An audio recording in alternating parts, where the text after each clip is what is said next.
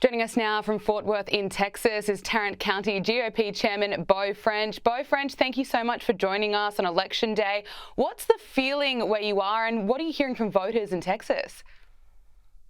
Well, thanks for having me on. I can tell you that enthusiasm here for Donald Trump is very high.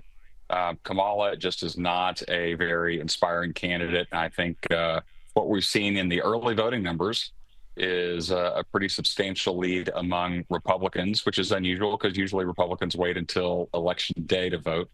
And it looks like because, like I said, she's just not a very inspiring candidate. Democrats are staying home, Republicans are out voting in force. A CNN exit poll has just dropped. It says about 3/4 of voters hold negative views of the way things are going in the United States. Does that surprise you? Not at all. I mean, in the last 4 years, we've had estimates as high as 20 million illegal aliens flood our country, increasing crime in almost every city. Murderers, rapists.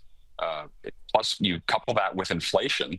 Here, we've had pretty significant inflation. I mean, most things cost almost 50% higher now than they did 4 years ago. And so people really just recognize that leadership under Democrats is just not good for America. We're not as safe. We're not as prosperous. Can you describe to us just how important the issue of the border is where you are? Well, I think that the issue of the border is important no matter where you are, but certainly here in Texas, and of course I spend a lot of time down near the border, and I can tell you that along the actual border, it's extraordinarily dangerous. I mean, when you just have that many people flooding across, totally unvetted, we don't know who they are, all kinds of criminals. It's overwhelming the resources of these small towns along the border. But then, of course, they're being bussed and flown all over the country. They're in every major city. You've probably seen in New York City, they're putting them up in nice hotels, and we have NGOs here just funneling cash to them and really putting them on a fast track to getting legal status in this country, which of course will lead to 20 million new Democrat voters. So all of this is a premeditated attack on the United States by the Democrat Party. And I think what we're going to see at the close of polls today is an overwhelming rejection of that. Donald Trump made a major policy announcement just a couple of days ago that on day one as president, he would impose a 25% tariff on all goods from Mexico if its government didn't help seal the southern border. What do you make of this announcement? Did he leave it too late, or do you think it'll actually make a difference? Well, here's the thing about Donald Trump that people forget is he's a master negotiator.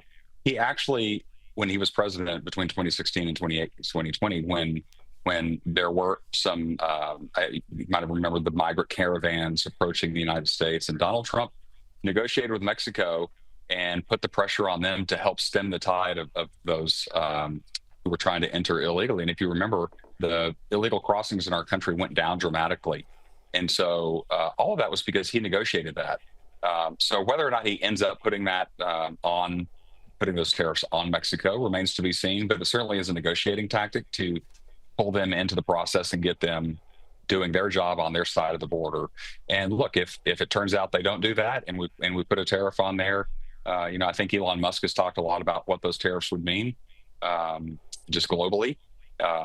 Trade is important to America, but having manufacturing in the United States is important to us as well. And so I think that we are going to see more tariffs under the Trump administration.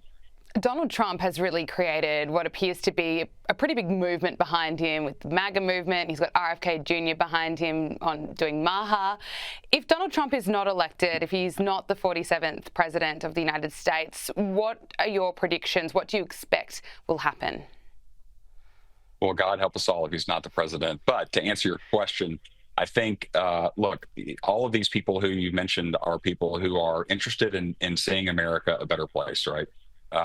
Whether it's RFK Jr. making America healthier again, whether it's Elon Musk, out there proposing people really embrace some of the core tenets of our freedoms and liberties here in the United States. So I think there is this movement of people who will continue to do that work no matter what, but they will be far more powerful and effective under a Trump presidency because they'll really be empowered to really make the change that we really feel like we need to make here in America.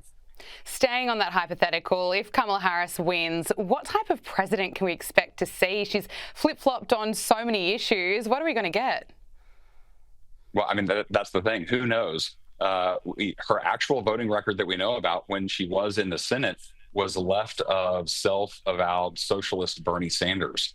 So I would imagine she will just continue to be a far left radical loon, just as she has always been in her career. I think the people behind the scenes, I mean, we don't even really know who's president now or who at least is pulling the strings now. But clearly it is someone or some group of people who are far left radical activists really trying to destroy the fabric of our country by attacking every main freedom and liberty that we have enshrined in our Constitution.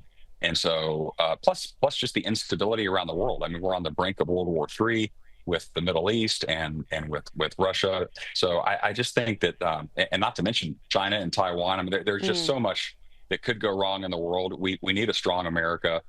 The world needs a strong America so that we can help bring peace to the world. Tarrant County GOP Chairman Beau Frant, thank you so much for joining us. Really appreciate it.